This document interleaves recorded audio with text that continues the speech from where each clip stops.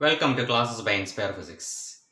Today we are going to see what happens when we connect an alternating source of EMF across a resistor, a pure resistor. Now consider a source of alternating source of EMF. That is a source, and this source is providing alternating current, and this current is flowing through a pure resistor. R is a resistor. Okay, this is a resistor having a resistance. And now V is the instantaneous voltage. V is equal to, we know the equation, V is equal to Vm sine omega t. This is the instantaneous voltage. This instantaneous voltage is applied across a resistor and we know that current will flow. Let I be the instantaneous current flowing. Okay, instantaneous current flowing. So we have the equation V is equal to Vm sine omega t, instantaneous voltage. And what will be the current? We know that current I is equal to V by R. R is the resistance of the resistor, V by R. When you substitute, you will get Vm by R sine omega t. Now, what is Vm by R? This will be the constant value. Vm is a peak value voltage. So, Vm by R will be corresponding to peak value of current. We can say Im sine omega t. These are the equations for instantaneous voltage and instantaneous current which is flowing through the resistor. Okay, now we can see that in both the equation, in current and voltage, here we have as omega t. The phase part is omega t. Here also phase part omega t. So what we can understand from this, the phase of current and voltage is the same. The current, alternating current flowing through the resistor and the potential difference applied, alternating potential difference, both are having same phase. Okay, now how can you draw the waveform if they are having same phase? See, we need to plot a waveform. We can take current, we can take omega t here. Then this is alternating. We can use here current or voltage we can represent. Now we have the angle values, means pi by 2. This is pi 0, then 3 pi by 2, and last one is 2 pi. Now according to the equation, means at a value omega t 0, or we can say time we can take here. When the value of time is equal to 0, at starting time sine 0 is 0, so voltage will be 0.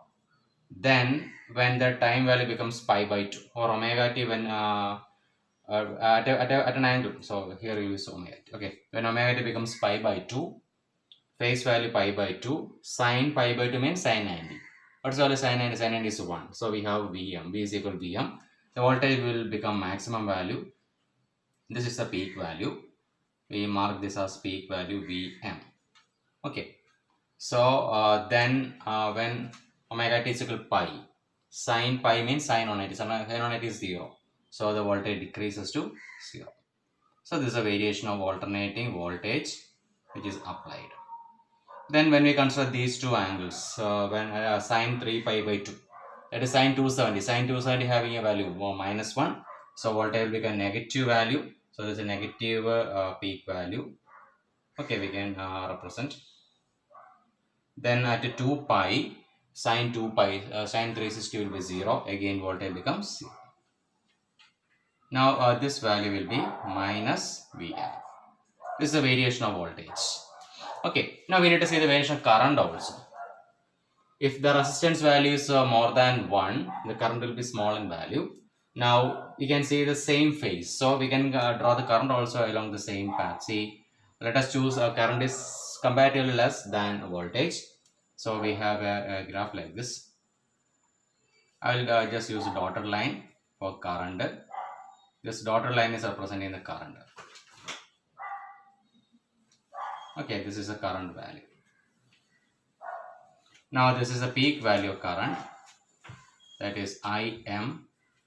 Then here we have a negative peak value of current, that is minus Im.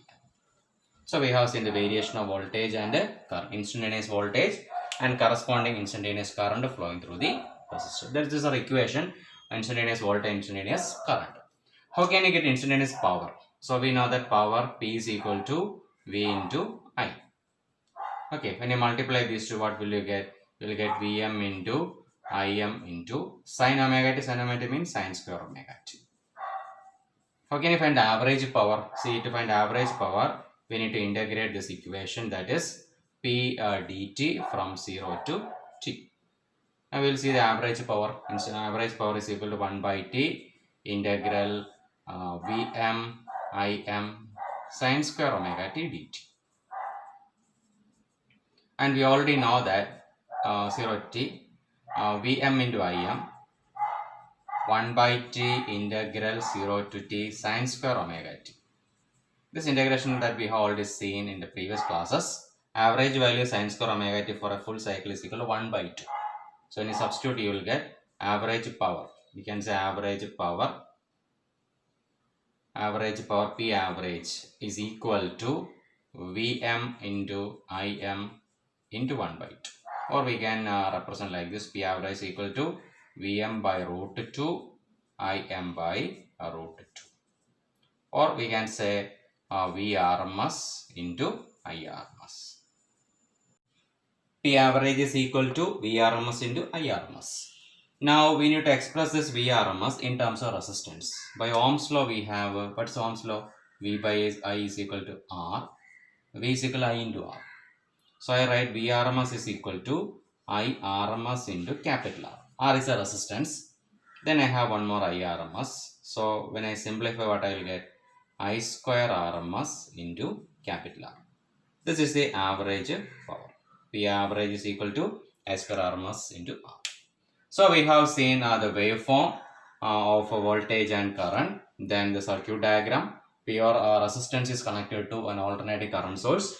We have seen the equation of average power also. Now we need a phasor diagram. Phasor diagram means in terms of vectors we can represent the variation of current and voltage.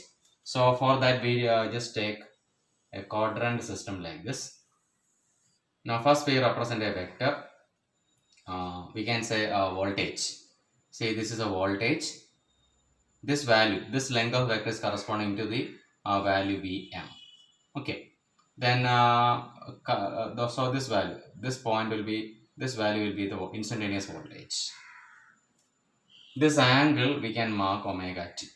With respect to this position, the angle is omega t angle. This vector is representing the maximum peak value of voltage, alternating voltage, and this will be the instantaneous voltage. Now what about current? See, we know that in this circuit, current and voltage are in phase. So current also I can represent along the same vector. The same direction I can represent current also. I can say it is Im. And what about this value? This will be the instantaneous current. So in terms of such vectors, we can represent the instantaneous voltage as well as instantaneous current. This is a vector diagram or phasor. It is known as phasor diagram. In terms of rotating phasors, in terms of phasors, we can represent instantaneous voltage as well as instantaneous current. Here, both the voltage and current are in phase. Okay, that's about alternating current applied to a pure resistor. Thank you.